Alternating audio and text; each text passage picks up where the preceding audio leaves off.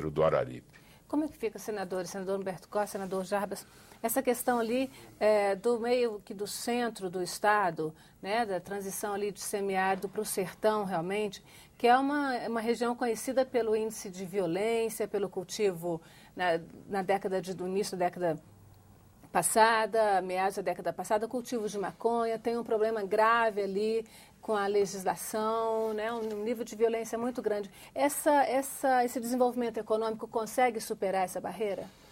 Eu diria que contribui fortemente para que esse problema, inclusive, já tenha perdido um pouco da sua dimensão. Logicamente que isso combinado com ações desenvolvidas pelos órgãos de segurança no sentido de combater, inclusive de prevenir o plantio de de maconha especialmente, enfim.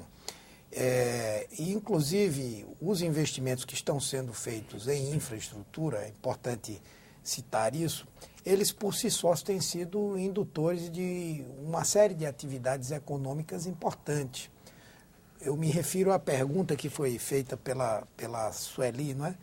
Em que ela falava dos grandes projetos e a repercussão sobre o interior. Rose, por exemplo, se nós pegarmos a transposição do Rio São Francisco, apesar de todos os problemas, dificuldades que tem enfrentado, tem mudado sensivelmente o perfil de vários municípios do estado de Pernambuco.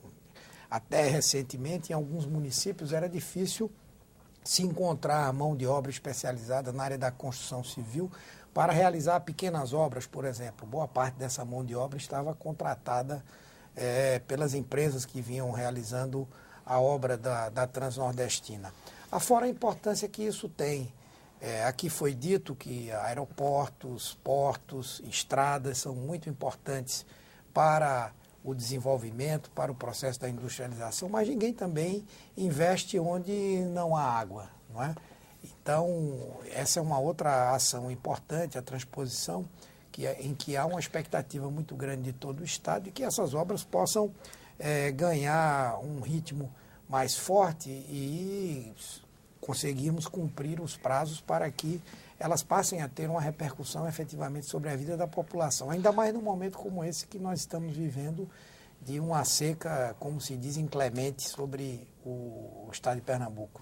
Senador, senador Jarbas, esses investimentos, eles podem amenizar um pouco essa situação, porque o Estado deixa de ser tão dependente da natureza? Quer dizer, se chove, o Estado é rico, se tem um ano de seca, o Estado vira metade dele praticamente miserável. Esses investimentos resolvem esse problema efetivamente ou são apenas paliativos para essa questão? Não, eles vão contribuir de forma robusta para que a gente possa ter uma situação melhor, bem melhor, uma situação não tão agravada agora. Eu tenho ouvido pessoas do interior, pequenos, médios e grandes agricultores, que têm chamado a atenção de que essa foi a pior seca de todos os anos, não é dos últimos anos, de todos os anos. Há que fazer uma distinção para vocês de Nordeste e semiárido. Nordeste é uma coisa, semiárido, que tem quase 2.000 municípios, quase 2.000 municípios no Nordeste, é completamente diferente. Quando se fala em Nordeste, por exemplo, Gravatá, Brejo da Mar de Deus, Camusim de São Félix, São Joaquim do Monte, em Pernambuco, esses municípios chovem 1.300 milímetros por ano. Em Petrolina, em Afrânio, em Araripina, se chove 300 a 350 milímetros por ano. Então, essa é a grande diferença do semiárido, onde a seca tem uma contundência, uma consequência bem maior do que o Nordeste, de um modo geral.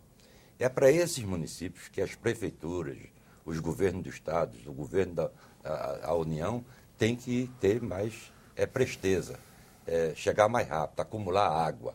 Né? A questão é da natureza. Pernambuco é um estado, a gente falou aqui em riqueza, acho que você falou nisso, mas Pernambuco é muito pobre em recursos hídricos, muito pobre. E por ser pobre, a gente já deveria, há muitos e muitos anos, contando com a ajuda do governo da União, acumular água, ensinar, preparar o Estado, não para você resolver o problema da seca, mas para enfrentar o problema da seca.